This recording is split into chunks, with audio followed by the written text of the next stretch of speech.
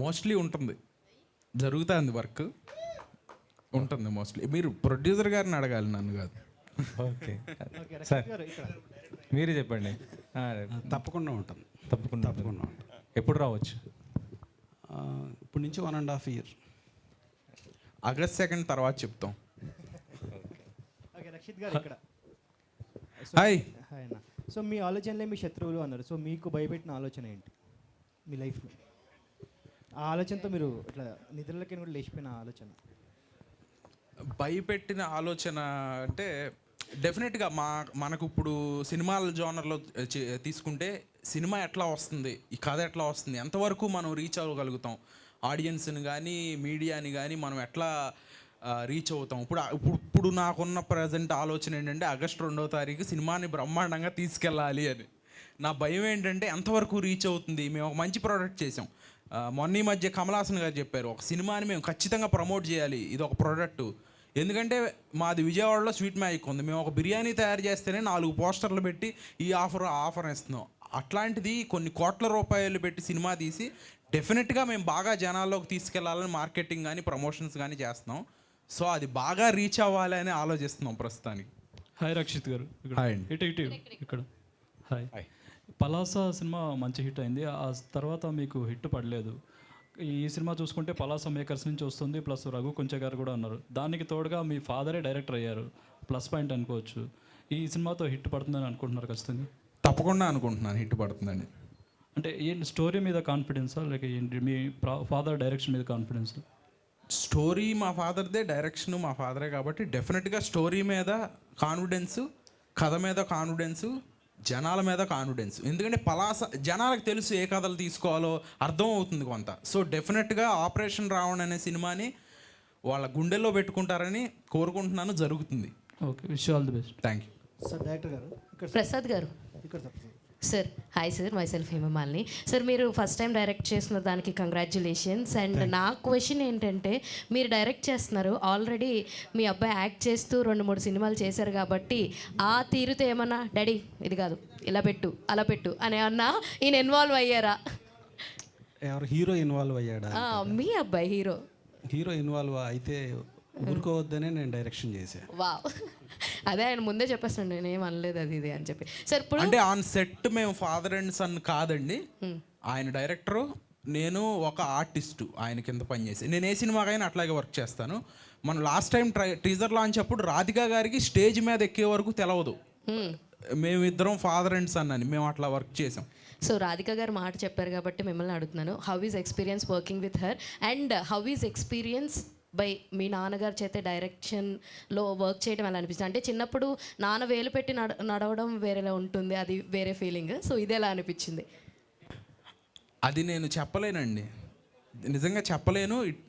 It's very emotional thing. నాకు నా లైఫ్లోనే ఒక చాప్టర్ ఇది definitely. So I'm very lucky to have a father.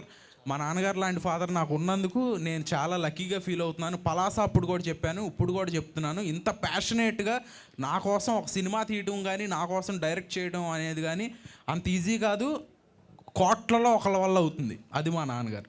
Sangeet Nagar ఒక్క నిమిషం, ఆయన ఇందాక నుంచి వెయిట్ చేస్తున్నారు. Yeah yeah Sangeet Nagar mic ఇవ్వండి ఆవిడకి. So hi. అంతకుముందు దీనికన్నా ముందు మీరు ఆయనతోటే వర్క్ చేశారు కదా, Narakasura. So how is working again with him and ఇందులో మీ క్యారెక్టర్ ఎలా ఉండబోతుంది? I think journalist character play చేసింది మీరే కదా. How is being a real life journalist? First thing I guess. So this is my second movie working with Rakshit. So yeah, he is very supportive, he is very a good actor and I am so happy to be working with him. So ee movie lo character is a journalist character. Ee look kuda chaala difference ga undi nenu mundu chesina movie lo, like when I look back to my character which I have done before, chaala difference undi, like curly hair and everything. I don't know people you can understand me or not. But yeah, that's it. The character is journalist character. Sir Prasad గారు, sir ఇది screen name మార్చుకున్నట్టున్నారు మీరు, ఏదో వెంకట సత్య, నా పేరు వెంకట సత్యవర ప్రసాద్, అందుకని వెంకట సత్య అని పెట్టుకున్నాను. డైరెక్టర్గా మీది ఫస్ట్ మూవీ, ప్రీవియస్ ఎక్స్పీరియన్స్ అంటే ప్రొడ్యూసర్గా ఎక్స్పీరియన్స్ ఉండొచ్చు మీకు, బట్ అని డైరెక్టర్గా ఇది మీకు కొత్త ప్రయత్నం ఇది. అయితే ఫస్ట్ మూవీకి మీరు ఇంతకుముందు చెప్పారు రాజమౌళి గారు కూడా చర్చించిన విషయాన్ని దీంట్లో మీరు చర్చించామని, అది చెప్పడానికి చాలా గట్స్ ఉండాలి. అట్ ద సేమ్ టైము ఈ థ్రిల్లర్ సబ్జెక్ట్ ఎంచుకుంటారు ఫస్ట్ మూవీకి మీరు, ఎందుకు? ఇంకోటి ఏంటంటే ఓటీటీ తర్వాత మనకి థ్రిల్లర్స్ చాలా ఎక్కువైపోయాయి, అదర్ లాంగ్వేజ్ థ్రిల్లర్స్ కూడా చాలా చూస్తున్నాం మనం. అలాంటప్పుడు మీరు వాటిలో చర్చించే సైకో విషయాలని మీరు దీంట్లో ఏమి చర్చించారు, దీంట్లో ఏం టచ్ చేశారు దీంట్లో? మీరు అడిగినట్లుగా సైకో థ్రిల్లర్ సినిమాలు మీరు చాలా చూశారు, చాలా సినిమాలు చూస్తున్నారు. అందుకనే నేను చెప్పింది ఏంటంటే మీరు ఇప్పుడు దాకా చూడని మీ సైకో థ్రిల్లర్ సినిమాలో మీకు రకరకాల విలన్లు సైకోలుగా ఎందుకు మారారు అనేది చాలా చాలా స్టోరీలు మీరు చూశారు. కానీ ఈ స్టోరీలు అన్నిటికీ మూలమైన ఆలోచన, ఒక మనిషి సైకోగా అంటే ఆడేదో 10 మంది చేతులు నరికేసి కాళ్ళు నరికేసి అమ్మాయిలు శవాలు బాక్సుల్లో పెట్టి ఇలాంటి ఏవో రకరకాలుగా చూపిస్తారు. కానీ దానికి కారణం ఏంటి? ఆ కారణం ఆ థాట్ ప్రతి మనిషిలోనూ ఉంటుంది. ప్రతి మనిషిలోనూ పాజిటివ్ థాట్, నెగిటివ్ థాట్ ఉంటుంది. సో ఎవరైతే నెగిటివ్ థాట్ని, మన థాట్ని మనం చూసుకోవటమే చాలా గొప్ప విషయం అనేది మనం వేదాలు లేకపోతే రకరకాలుగా తెలుసు, మెడిటేషను ఇవన్నీ.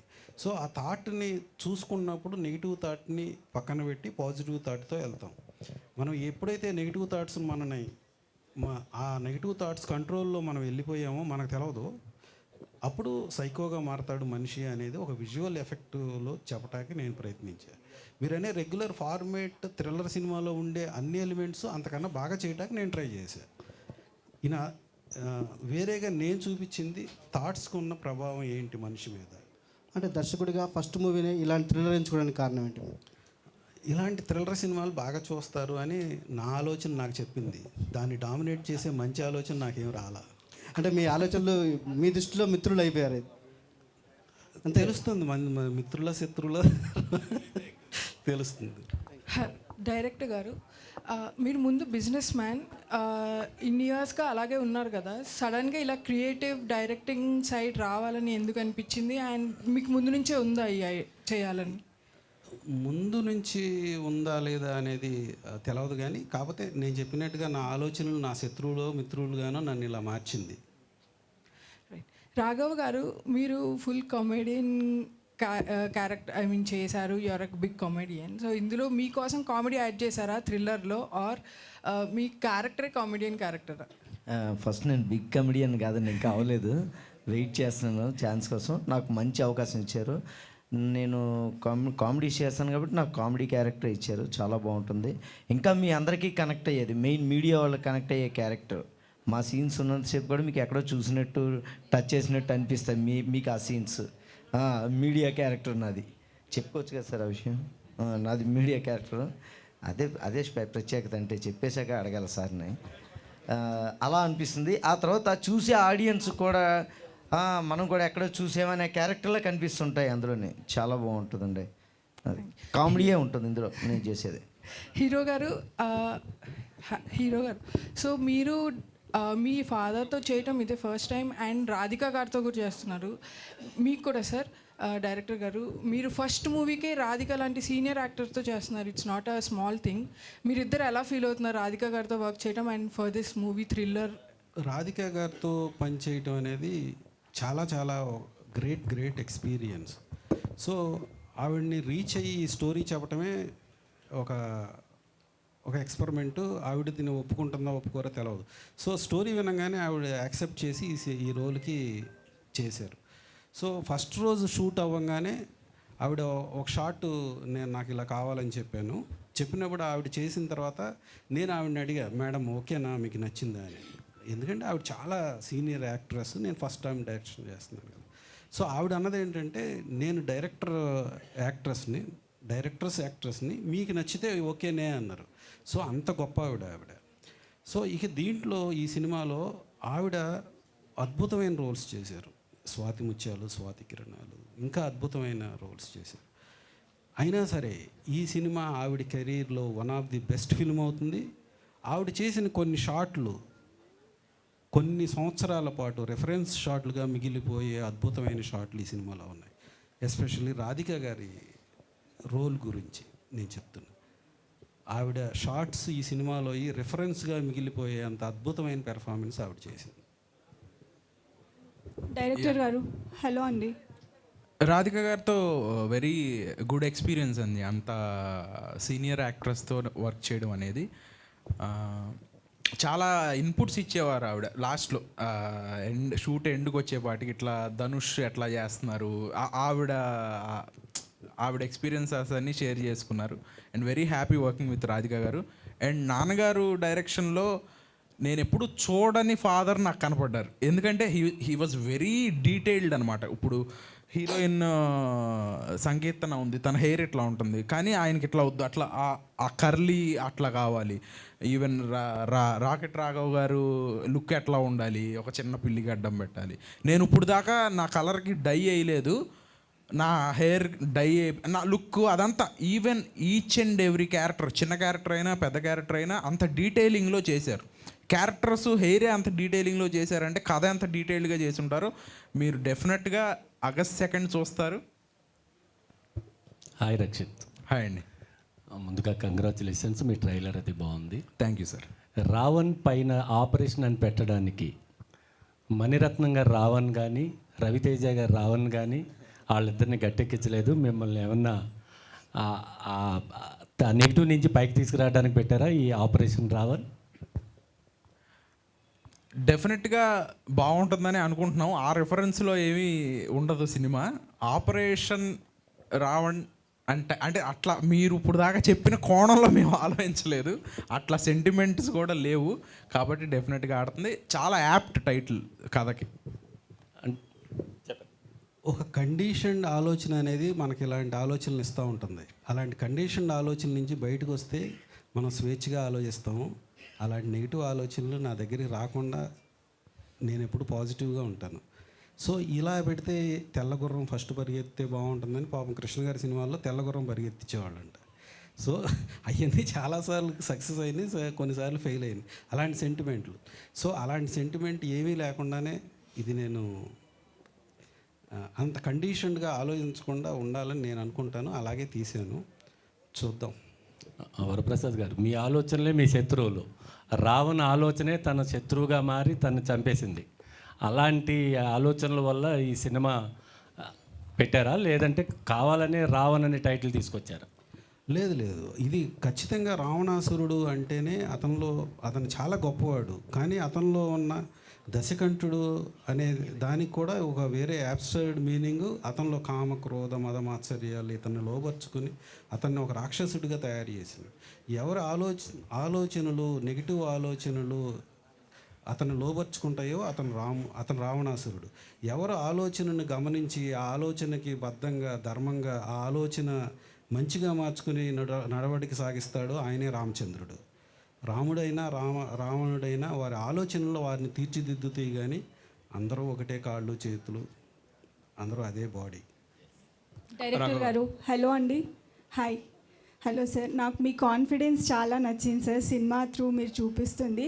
అండ్ ఇప్పుడు ఎట్లాగో మనం ఓటీటీలో సైకో థ్రిల్లర్స్, సస్పెన్స్ థ్రిల్లర్స్ చాలా చూస్తున్నాం అండ్ అవి చాలా ఇంట్రెస్టింగ్గా కూడా ఉంటున్నాయి. కానీ బిగ్ స్క్రీన్ మీద ఇట్లాంటి ఒక సబ్జెక్ట్ని హుక్ చేయాలి, ఆడియన్స్ని 2.5 hours కూర్చోబెట్టాలి అని అంటే దట్ వన్ పర్టికులర్ ఎలిమెంట్ అనేది ఉంటుంది. సో మీరు ఆడియన్స్ని అట్లా కనెక్ట్ చేసి కూర్చోబెట్టడానికి ఒక ఎలిమెంట్ ఏదైనా ఉంది అని అంటే పర్టికులర్గా మీరు రాసుకున్న స్టోరీలో ఒకటి ఉంది అని అంటే ఏం చెప్తారు? అది ఇవన్నీ కనెక్ట్ చేయాలి అంటే సినిమా తీసిన తర్వాత అది మీ మీడియా ద్వారానే అవుతుంది. ఆ మీడియా పూర్తిగా సపోర్ట్ చేసి పెద్ద పెద్ద జర్నలిస్టులు కొంతమంది ఇది చిన్న సినిమాలే అని వదిలేయకుండా వాళ్ళు కూడా మాకు సపోర్ట్ చేసి అందరూ పెద్దగా సపోర్ట్ చేస్తే గ్యారంటీగా మేము రీచ్ అవుతాం. ఈ సినిమా చాలా సిన్సియర్గా ఎఫర్ట్ చేయాలి అనే ఉద్దేశంతో జనరల్గా ఒక సైంటిఫిక్గా ఒక సినిమా సక్సెస్ అవ్వడానికి ఏం కావాలో ఆ ఎలిమెంట్స్ అన్నీ పెడతా ఒక కొత్త ప్రజెంటేషన్ చేయటానికి కూడా ప్రయత్నం చేసేటప్పుడు మేము అనుకున్నవన్నీ ఖచ్చితంగా ఇది అవదా అంటే అది స్పీల్బర్గ్కి తెలవదు, రాజమౌళి గారికి కూడా తెలవదు. అయిన తర్వాత తెలుస్తుంది అంతే. కంగ్రాచులేషన్స్. రక్షిత్ గారు hi sir. Sir fine. Trailer చాలా బాగుంది, కంగ్రాట్స్. మనం ఇంతకుముందు అనుకున్న సినిమా అంటే బాగా సక్సెస్ అవుతుంది అనుకున్న సినిమా మీరు బాగా ఎక్స్పెక్ట్ చేసాం, మేము ఎక్స్పెక్ట్ చేసాం, కానీ అది అనుకున్న ఫలితం లేదు. దాని తర్వాత మళ్ళీ కొంచెం ఇది వచ్చిన తర్వాత రాఘవన్ పక్కన పెట్టి రామును ముందుకు తీసుకొచ్చారు. ఏంటి సార్ కాన్ఫిడెన్స్ అంటే రాఘవన్ పక్కకు పెట్టడం కారణం ఈ రాముని ముందుకు తీసుకురావడానికి? శశివదనే గురించి అడుగుతున్నారు కదా, అది కొన్ని కారణాల మూలాన డిలే అవుతా వచ్చింది. యాక్చువల్లీ మన సినిమా ఫెబ్లోనే కాపీ రెడీ అయిపోయింది విత్ సెన్సర్. సో శశివదనే మార్చిలో వస్తుంది, మార్చ్ తర్వాత మనం వద్దాము సమ్మర్కి అనే ఆలోచనలో ఆగాము. సో అది కంటిన్యూస్గా డిలే అవుతూ వచ్చింది. మధ్యలో ఎలక్షన్స్ మూలాన కానీ రకరకాల ఇష్యూస్, వీటి మూలాన అది డిలే అవుతూ వచ్చింది. అది ఇంకో నెల పోస్ట్పోన్ అయ్యే అవకాశం ఉంది.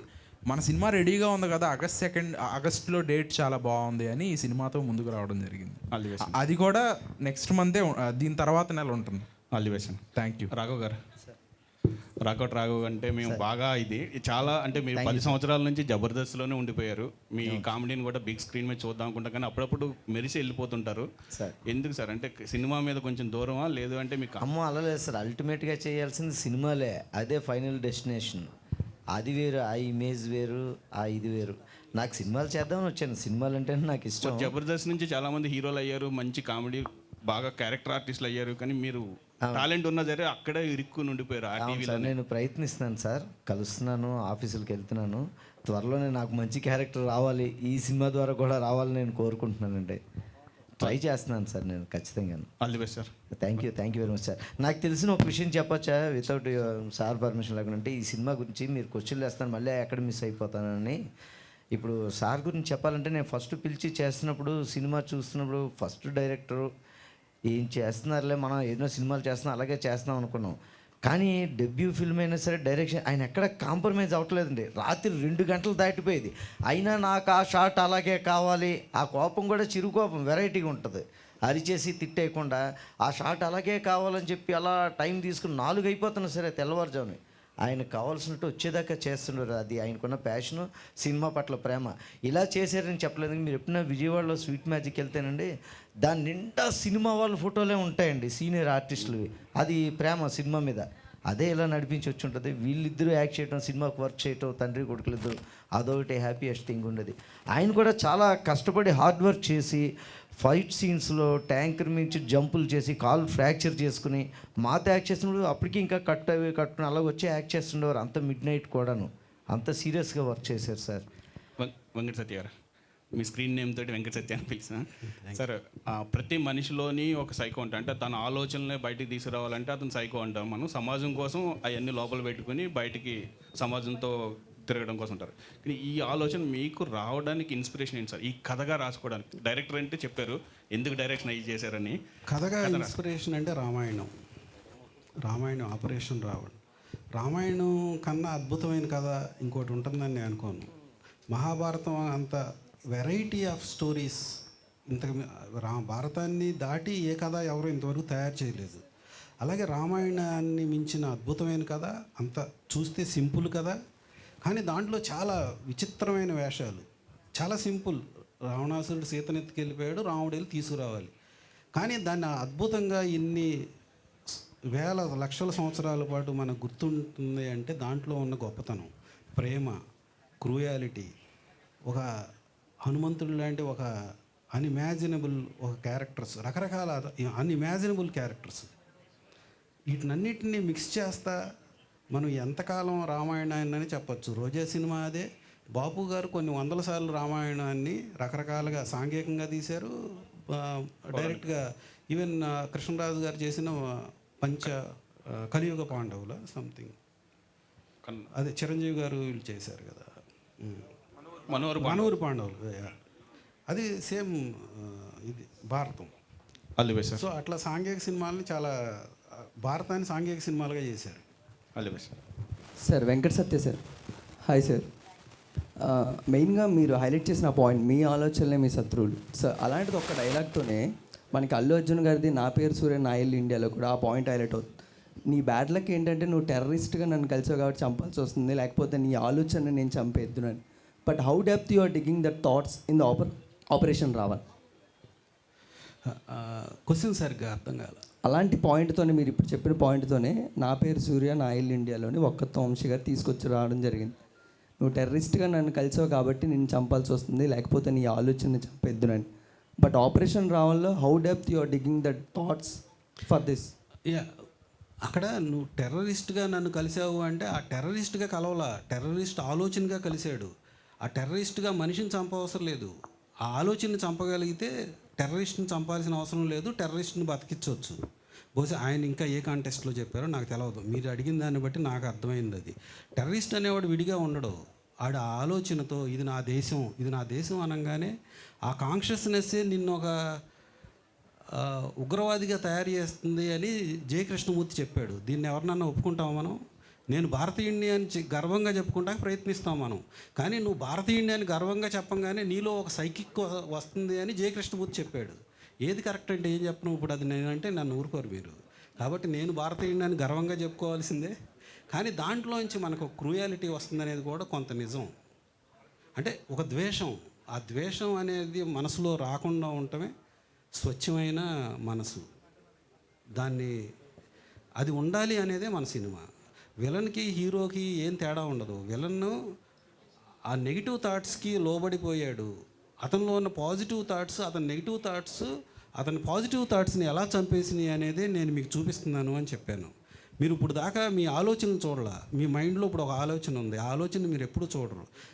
ఆ స్పర్శలో మీరు ఉంటే కరెక్ట్గా ఉంటారు. ఈ నెల నాకు ఒకటి వచ్చి ₹1,00,00,000 నీకు రేపు లోన్ ఇచ్చేస్తాను, 1,00,000 ఈఎంఐ అంటాడు. నెగిటివ్ థాట్ ఏమనిపిస్తుంది? ఓకే తీసేసుకో సంతకం పెట్టి అంటుంది. సో ఆ కంట్రోల్ చేసే పాజిటివ్ థాట్ అయితే అప్పుడు ఆ పని చెయ్యం. డైరెక్టర్ గారు గుడ్ మార్నింగ్ సార్. అండ్ చాలా బాగుంది మీ ట్రైలర్, నిజంగానే బాగుంది. And I specially appreciate 2 people in that, editor and the music director. Wonderful RR అండి, ఎడిటింగ్ చాలా బాగుంది. ఇలాంటి సినిమాలకి ఎడిటింగ్ అండ్ ఆర్ఆర్ చాలా ఇంపార్టెంట్. అండ్ ఇక్కడ మిమ్మల్ని అడగాలంటే మీకు 2 ఛాలెంజెస్ ఇక్కడ ఉన్నాయి. ఒకటి first time direction, second time you're directing your own son, right? ఇందులో మీరు ఏది టఫెస్ట్ జాబ్గా ఫీల్ అయ్యారండి? డైరెక్షనా సన్తోనా? రెండిట్లో మీరు 2 టఫ్ జాబ్లే కదా. ఇప్పుడు ఫస్ట్ టైం సినిమా డైరెక్షన్ కెరీర్లో, and your own directing your own sun అంటే అతని భవిష్యత్తు, అతని ప్రాస్పెక్ట్స్ అసలు ఆలోచించున్నది. నేను సినిమా తీస్తున్నాను అంతవరకే, నేను సినిమా తీస్తున్నాను, అతని హీరో నా కొడుకు కాదు. ఓకే, నేనేం ఎక్స్ట్రా ఎటువంటి పాటలు పెడతామో, ఎక్స్ట్రా బిల్డప్ లేదు, ఏం బిల్డప్ అనేది ఉండదు. ఈ విలన్కి ఎక్కువ బిల్డప్ ఉంటుంది. మా అబ్బాయి అప్పుడప్పుడు మా రైటర్ అదే గొడవ పెట్టేవాళ్ళు, మీరు ఏం చేస్తున్నారో మీకు అర్థమవుతుందా, మీరు మీ అబ్బాయి రక్షిత్ గారికి ఏమైనా చేయండి అని మా రైటర్ మధ్య మధ్యలో సనుగుతూ ఉండేవాడు. ఇప్పుడు కూడా అంటాడు. కానీ end of the day cinema డబ్బులు పెట్టి కొనేవాడికి మంచి ఎంటర్టైన్మెంట్ ఇవ్వాలి, కానీ నేను మా అబ్బాయినో లేకపోతే ఇంకా దీన్నో నా పైచ్యాన్నో చూపిస్తాం వల్ల ఉపయోగం లేదు. అంటే అఫ్కోర్స్ నేను అడిగిన పాయింట్లలో ఒక యాంగిల్ చెప్పారు మీరు. నేను అడిగింది ఏంటంటే, ఇప్పుడు రక్షిత్ని డైరెక్ట్ చేస్తున్నప్పుడు మీరు నాకేం ఇబ్బంది ఏమి లేదు అనిపించలేదు, నాకు ఇబ్బంది ఏమి లేదు. ఇలా ఫ్యామిలీగా రాజమౌళి గారి ఫ్యామిలీ ఇలా ఫ్యామిలీగా వచ్చి సినిమాలు తీస్తే ఈ సినిమా పట్ల జనాలందరిలో ఇంకా గౌరవం పెరుగుతుందని అనుకుంటున్నాను. ఎవరికన్నా ఇటువంటి చిన్న చిన్న ఉన్నా కానీ సినిమా ఇండస్ట్రీలో ఉండటం గౌరవమైన పనే అని నాకు రాజమౌళి గారి ఫ్యామిలీని చూస్తే అనిపిస్తుంది. ఆ ఇన్స్పిరేషన్తోనే నేను నా ఫ్యామిలీగా నా కొడుకును కూడా ఈ సినిమాలో ఉంచగలిగాను. కేవలం ఆ ఉద్దేశం మాత్రమే, వాళ్ళని చూసి ఇది పాజిటివ్గా ఆలోచించటం. ఓకే, సో నేను నా కొడుకుని డైరెక్ట్ చేయడం కూడా ఆ పాజిటివ్ దీంట్లోనే డైరెక్ట్ చేశాను, డైరెక్టర్గానే డైరెక్ట్ చేశాను. కానీ గుడ్. మీరు డైరెక్టర్గా మాట్లాడాలంటే హీరో రక్షిత్లో ఉన్న best points that really elevated the story, ఈ సినిమాని మీరు అనుకున్న కథని ఒక హీరోగా తను ఎంతవరకు దాన్ని పెంచగలిగాడంటే ఏం చెప్తారు సార్? బాగా చేశాడు, నేను ఎక్కువ చెప్తే అది ఏం బాగుండదు. డైరెక్టర్గా చెప్పండి. ఫాదర్ కాదని చెప్పారు. డైరెక్టర్గా నాకేం కావాలో అది చేశాడు, నేను చేయకపోతే నేను ఊరుకోను. అది డెఫినెట్గా డైరెక్టర్ గారి కంటే హీరో గారు ఎక్స్పీరియన్స్ కాబట్టి. So thank you so much media for your questions and once again operation రావణ్కి and biggest good luck and congratulations for the trailer and thank you so much.